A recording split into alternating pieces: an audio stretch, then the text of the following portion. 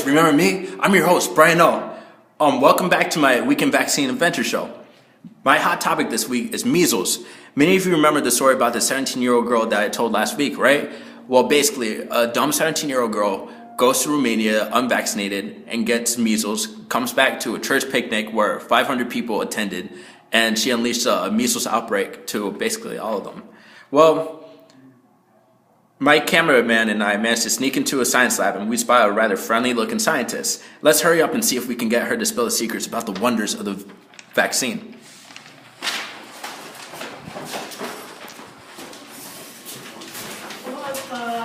Shh! Now spill. Tell us what you know about the measles. Well, measles is a respiratory disease that is caused by the measles virus and is one of the most infectious pathogens to humans.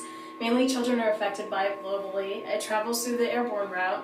So, in a room full of people, one infected person could potentially infect every unvaccinated person in the room just by a simple sneeze, cough, or just breathing. That's exactly what happened in Indiana. 31 out of 35 unvaccinated churchgoers were infected within 2 hours of the girl showing up. And barely any of the other 465 unvaccinated people were infected.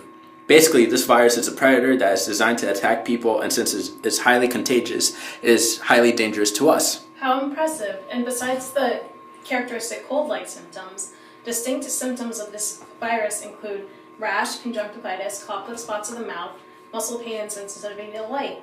Complications from this infection can be caused that can lead to death, such as pneumonia, myocarditis, and encephalitis. Other complications like malnutrition, diarrhea, and croup are also on the complication list.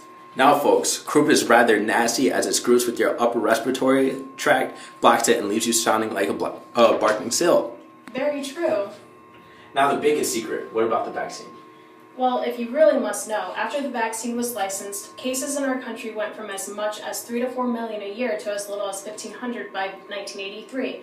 But some bad news. Around 1989 and on, measles incidence rate increased due to the rate of individuals choosing not to get vaccinated increasing as well. Right now, although the incidence of measles in our country is relatively low, there are outbreaks that are still occurring globally.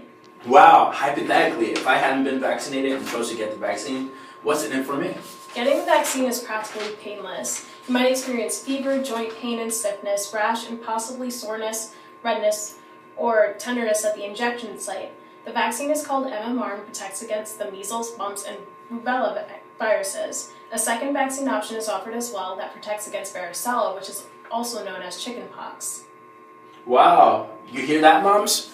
Bargain deal for your kids. Very true. The MMR vaccine is administered in 2 doses, one given at 12 months of age and the other usually given before a child enters kindergarten. Immunity is lifelong, and if you get both doses, then it's effective 95% against the virus.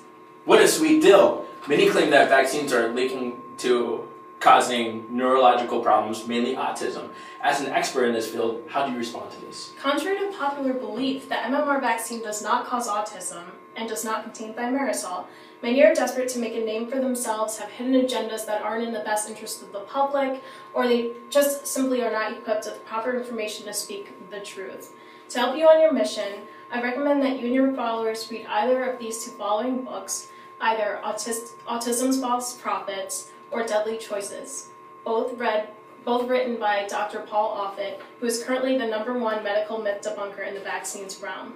Whether you're pro-vaccine or anti-vaccine, these books are gems and will at least open your eyes to something that you may not have known before. But wait. But this is my stop. Can I borrow your books to share them with my viewers? Well, I'll do you one better. You can have them. Wow. Guys, looks like my adventure was a success. We'd best hurry and leave before security catches up to us.